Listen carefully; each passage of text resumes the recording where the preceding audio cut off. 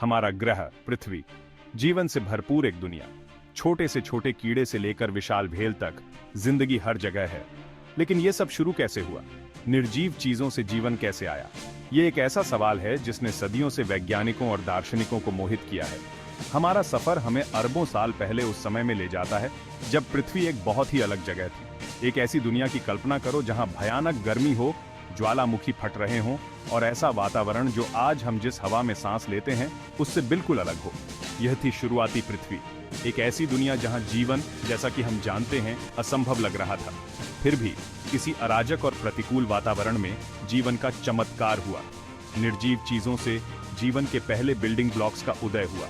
साधारण organic molecules जो जीवन के इंग्रेडिएंट्स हैं, उस प्राइमोर्डियल सूप में बने जिसने युवा पृथ्वी को ढंक रखा था।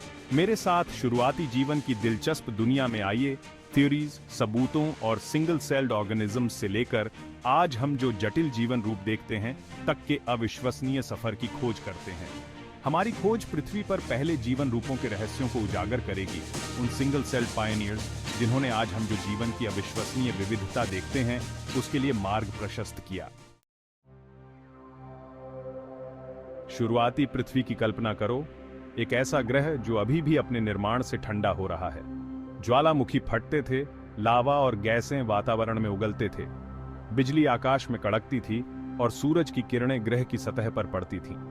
महासागर रसायनों का एक गर्म, अशांत मिश्रण थे।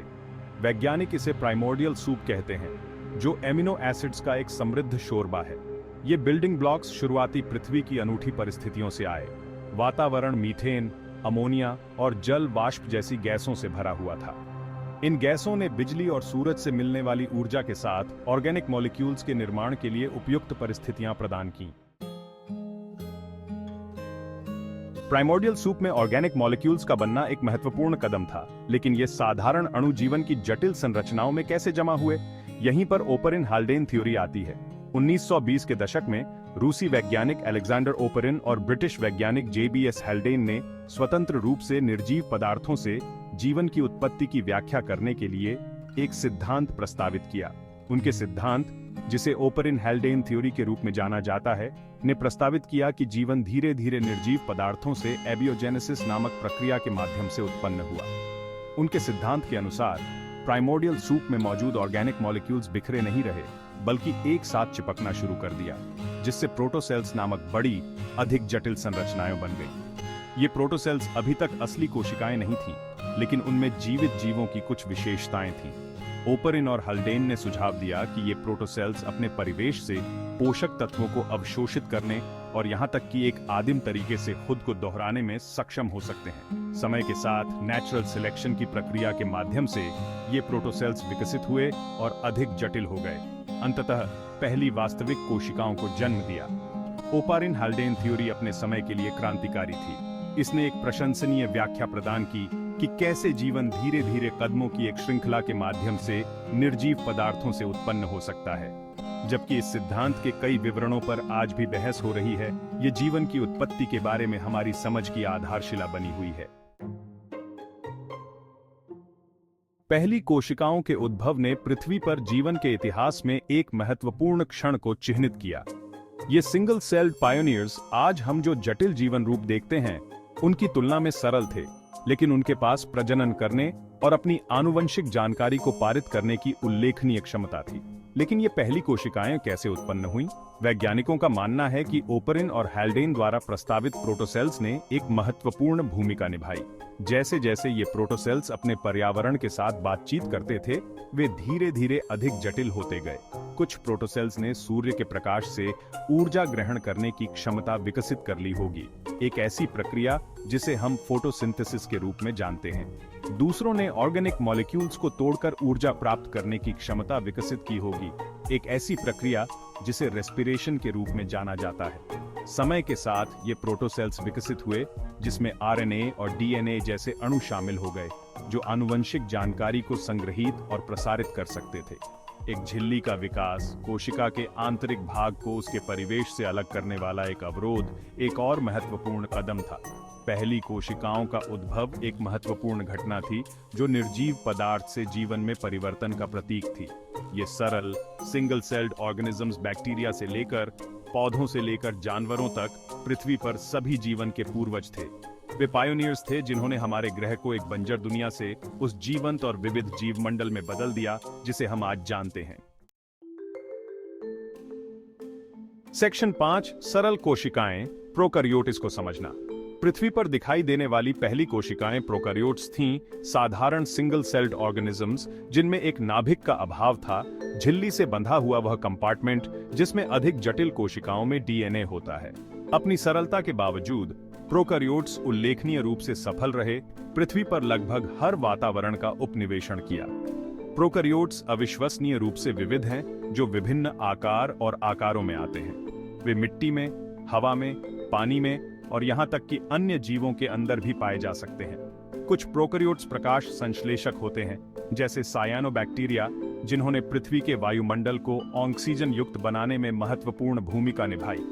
अन्य डिकम्पोजर हैं, मृत जीवों को तोड़ते हैं और पोषक तत्वों को वापस पर्यावरण में पुनर्चक्रित करते हैं। प्रोकैरियोट्स अलैंगिक रूप से प्रजनन करते हैं, आमतौर पर बाइनरी फिशन नामक प्रक्रिया के माध्यम से, जहां एक एकल कोशिका दो समान डॉटर सेल्स में विभाजित होती है।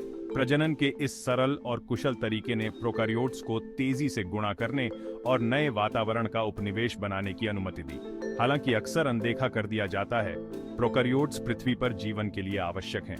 वे पोषक तत्वों के चक्रण, अपघटन और यहां तक कि ऑक्सीजन के उत्पादन में महत्वपूर्ण भूमिका निभाते हैं। प्रोकैरियोट्स को समझना पृथ्वी पर जीवन के इतिहास और सभी जीवित जीवों की अंतर्संबंधिता को समझने के लिए आवश्यक है। सेक्शन 6 एक नाभिक का जन्म, यूकारियोट्स का परिचय। लगभग 2 अरब साल पहले एक नए प्रकार की कोशिका का उदय हुआ, eukaryote. Eukaryotic sales prokaryotic cells से बड़ी और अधिक जटिल होती है, जिनमें एक वास्तविक नाभिक होता है जिसमें उनका डीएनए होता है। एक नाभिक के अलावा यूकारियोटिक सेल्स में अन्य झिल्ली से बंधे हुए ऑर्गेनेल्स होते हैं, जैसे कि माइटोकॉन्ड्रिया, जो ऊर्जा उत्पादन के लिए जिम्मेदार होते हैं। यूकारियोटिक सेल्स की उत्पत्ति अभी भी वैज्ञानिक बहस का विषय है, लेकिन प्रचलित सिद्धांत यह है कि वे एंडोसिम्बियोसिस नामक प्रक्रिया के माध्यम से विकसित हुए हैं, जिसमें संलग्न कोशिका एक ऑर्गेनेल जैसे कि माइटोकॉन्ड्रियन या क्लोरोप्लास्ट में विकसित हो गई। उनकी बढ़ती जटिलता और कार्यक्षमता ने जीवन रूपों की एक विशाल विविधता के विकास का मार्ग प्रशस्त किया। सेक्शन 7 एकल कोशिकाओं से अनेक तक बहुकोशिकता का उदय। अरबों वर्षों तक पृथ्वी पर जीवन में केवल सिंगल सेल्ड ऑर्गेनिजम्स शामिल थे, लेकिन लगभग 600 मिलियन वर्ष पहले कुछ उल्लेखनीय हुआ, मल्टीसेल्यूलर ऑर्गेनिजम्स का विकास हुआ। यह जीवन के इतिहास में एक महत्वपूर्ण परिवर्तन था, जिससे पौधों, जानवरों और कवक की अविश्वसनीय विविधता का नेतृत्व हुआ जो हम आज देखते हैं। जिस सटीक प्रक्रिया से बहुकोशिकता विकसित हुई, वह अभी भी पूरी तरह से समझ में नहीं आई है, लेकिन वैज्ञानिकों का मानना है कि यह धीरे धीरे होने वाले चरणों की एक श्रृंखला के माध्यम से हुई है। एक संभावना यह है कि सिंगल सेल्ड ऑर्गेनिजम्स के उपनिवेशों ने सहयोग करना शुरू कर दिया, जिसमें अलग अलग कोशिकाएं अलग अलग कार्यों में विशेषज्ञता रखती हैं। समय के साथ ये कॉलोनियां अधिक एकीकृत हो सकती हैं। कोशिकाओं के साथ संचार और उनकी गतिविधियों का अधिक बारीकी से समन्वय होता है। आखिरकार इससे वास्तविक बहुकोशिकीय जीवों का विकास हो सकता है। विशेष कोशिकाओं के साथ ऊतकों, अंगों और अंग प्रणालियों में व्यवस्थित होते हैं। बहुकोशिकता के विकास के पृथ्वी पर जीवन के लिए गंभीर परिणाम थे। इसने विशेष कोशिकाओं और ऊतकों के साथ बड़े, अधिक जटिल जीवों के विकास की अनुमति दी। बदले में इसने विविधता के विस्फोट का नेतृत्व किया, क्योंकि जीवों का विकास नए पारिस्थितिक स्थानों को भरने और नए संसाधनों का फायदा उठाने के लिए हुआ। सेक्शन 8 बहुकोशिकीय होने का महत्व, जीवन जटिल हो जाता है। बहुकोशिकता का विकास पृथ्वी पर जीवन के लिए एक गेम चेंजर था। इसने अभूतपूर्व स्तर की जटिलता के लिए अनुमति दी और जीवन के लिए संभावनाओं की दुनिया खोल दी। बहुकोशिकता के प्रमुख लाभों में से एक कोशिका विशेषज्ञता है। बहुकोशिकीय जीवों में अलग अलग कोशिकाएं अलग अलग कार्यों में विशेषज्ञता हासिल कर सकती हैं, जैसे पोषक तत्व प्राप्त करना, सामग्री का परिवहन करना या संरचनात्मक सहायता प्रदान करना। श्रम का यह विभाजन बहुकोशिकीय जीवों को अधिक कुशलता से कार्य करने और पर्यावरण की एक विस्तृत श्रृंखला के अनुकूल होने की अनुमति देता है। बहुकोशिकता का एक और लाभ आकार में वृद्धि है। एकल कोशिका वाले जीव अपने सतह क्षेत्र से आयतन अनुपात द्वारा आकार में सीमित होते हैं। दूसरी ओर बहुकोशिकीय जीव बहुत बड़े हो सकते हैं, जिससे वे संसाधनों के लिए छोटे जीवों को पछाड़ सकते हैं और शिकार से बच सकते हैं। बहुकोशिकता ने जटिल शरीर योजनाओं और विशिष्ट अंगों के विकास का मार्ग भी प्रशस्त किया।